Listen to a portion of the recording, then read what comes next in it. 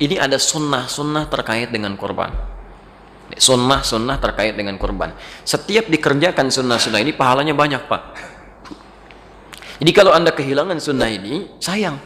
Ya, sayang, potensi pahala nggak dapat. Nunggu lagi setahun lagi. Sekali lagi kalau hidup, gitu kan?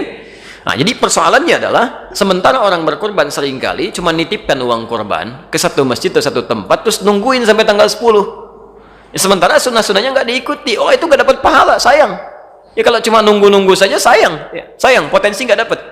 Apa di antara sunnahnya? Kita langsung ambil dari kitabnya saja, ya, kita bacakan. Di antara yang pertama, kita lihat di hadis riwayat Muslim, alhamdulillah. Nomor hadis 1977, bab yang ke-39. Ya. Jilid yang ke-7, halaman 152. Untuk pembukanya. Baik, sunnah pertama. Jadi Anda kalau nanti mau berkorban, tolong garis bawahi betul ini ya. Bismillahirrahmanirrahim. Bab, satu pembahasan. Babun nahyi man dakhala alaihi ashru dzil hijjah wa huwa muridut tadhiyah. Satu pembahasan tentang larangan. Nah, jadi sunnah pertama bentuknya bukan perintah tapi larangan. Awas ya. Jadi ada sunnah bentuknya perintah, ada sunnah bentuknya larangan. Tidak setiap sunnah itu perintah, ada juga larangan. Nah, itu pahalanya sama. Ya. Baik, pelan-pelan. Babun nahyi, bab tentang larangan. Man dakhala alaihi ashru dzil hijjah, bagi siapa yang telah memasuki awal 10 pertama Dzulhijjah, maksudnya tanggal 1 Dzulhijjah sudah masuk, gitu kan? Wa huwa muridut tadhiyah, dan dia menginginkan untuk berkurban. Ya. Jadi ada orang yang memang sudah punya rencana untuk berkurban.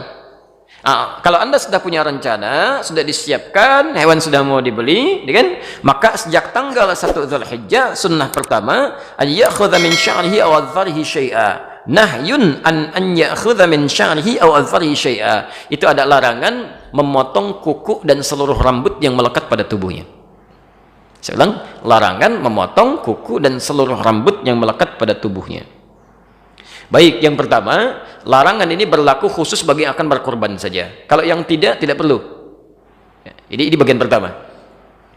Yang kedua, sifatnya adalah jika sudah ada keinginan, kehendak yang disertai kemampuan untuk berkorban. Jadi kalau begini, Anda siap korban, uang ada, kan? Uangnya ada, sudah disiapkan, mau beli hewannya, sebelum masuk Dzulhijjah, maka tanggal 1 larangan sudah berlaku. Tapi kalau Anda baru dapatkan uangnya misal, ya sudah ada kepastian dengan izin Allah, misalnya insya Allah tanggal 3 baru dapat, maka tanggal itu baru berlaku larangannya. Jelas ya? Dapat uangnya tanggal 5, tanggal itu baru berlaku. Jelas ya? Dapat uangnya tanggal 7, tanggal itu baru berlaku. Dapat uangnya tanggal 10, tidak berlaku hukumnya. Jelas ya? Tidak berlaku hukumnya, karena ini hanya berlaku bagi tanggal 1 sampai dengan menjelang akan dipotong hewan korbannya. Ya, jelas sampai sini? Baik. Sifat larangan ini sifatnya bukan wajib. Awas. Jadi kalau Anda misalnya lakukan pun, misal saya mau potong kuku saja, ya, dosa sih tidak, cuma kehilangan banyak pahala. Jelas ya? Kehilangan banyak potensi pahala. Nanti kita akan lihat apa maksudnya, kenapa dilarang potong kuku dan rambut. Ya, kenapa dilarang potong kuku dan rambut. Yang ketiga, perhatikan betul ya, ini sering keliru di sini. Sering keliru. Hadis ini jelas menunjukkan dari semua kalimatnya, bahkan nanti runtutan keterangannya, yang dimaksud larangan itu berlaku pada orang, bukan pada hewannya. Bukan pada hewan. Nah, ini ada kekeliruan-kekeliruan yang menyebar di masyarakat, menunjukkan bahwa, nanti saya perjelas lebih jauh di siaran yang lain, bahwa ada sementara mengartikan yang dilarang itu adalah memotong kuku dan bulu hewan kurbannya.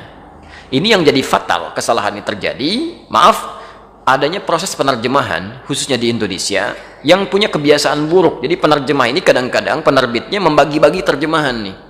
Ya. Ini misalnya Sahih Muslim nih, dibagikan ke sekian orang, 3 orang terjemahkan. 3 orang ini kan kapabilitasnya berbeda-beda dan tidak bisa membedakan antara bahasa hadis dengan bahasa fikih. Apa yang terjadi? Ada yang mengartikan larangannya, larangan memotong kuku dan bulu binatang korban. Diterjemahkan ke dalam bahasa Indonesia, ini saya ada kopiannya ya. Nanti lebih jelas lah, bisa kita bahas di kesempatan lain. Ini diterjemahkan ke dalam bahasa Indonesia ya, di halaman 899 ditulis kitab kurban dan disandarkan pada seorang syekh yang sangat populer sekali. Ya, syekhnya nggak salah, yang salah yang terjemahkan. Ya, terjemahannya, apabila 10 hari pertama telah tiba dan seorang di antara kalian bermaksud hendak berkorban, maka janganlah dia mengambil bulu dan kuku binatang korbannya. Ini sudah fatal. Fatal kesalahannya. Dan disebarkan dan orang mengamalkan ajaran yang salah. Baiknya, di mana letak kesalahannya? Satu, redaksi hadis yang menunjukkan pada orang. Disebut oleh Nabi rambut. Pak, Ibu sekalian, mohon maaf ya, mohon maaf. Di sini rambutnya menggunakan kata basyar. Rambut itu istilah khusus yang melekat pada manusia. Kalau pada hewan, bulu. Dan lain, bulu ayam, bulu kambing, ya, bulu sapi, bulu domba. Nggak ada rambut ayam. Rambut kelinci bagus banget ya, bulu. Itu ya, kalau kita rambut. Jelas ya? Itu bagian pertama. Yang kedua, di Sahih Muslim ini ada kita mesti belajar cara membacanya. Beda dengan baca Al-Bukhari, lain. Sahih Muslim ini ada hadis berbintang, ada hadis tidak berbintang. Kalau yang berbintang itu tandanya dia punya asbabul wurud, sebab hadis itu disampaikan. Sebab hadis ini sampai ke kita, sampai dirangkum oleh Imam Muslim, itu ada salangan beberapa sahabat yang belum tahu tentang informasi ini, mendekat ke Idul Adha itu pada masuk ke toilet, ke hammam. Ada yang cukur kumis, cukur bulu ketiak, macam-macam.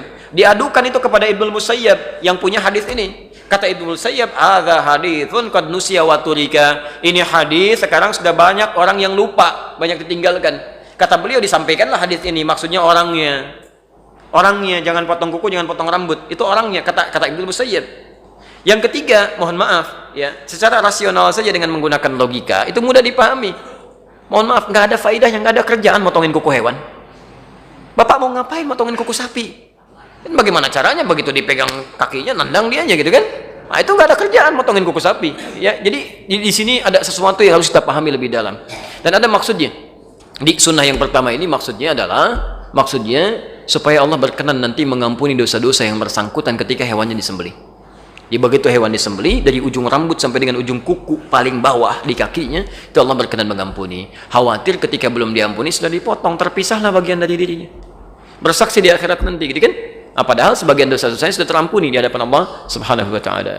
Nah, ini baru sunnah yang pertama, belum bagaimana nanti sunnah memilih hewan korbannya, sunnah cara menyembelihnya, sunnah cara membagikannya, termasuk persoalan-persoalan di dalamnya.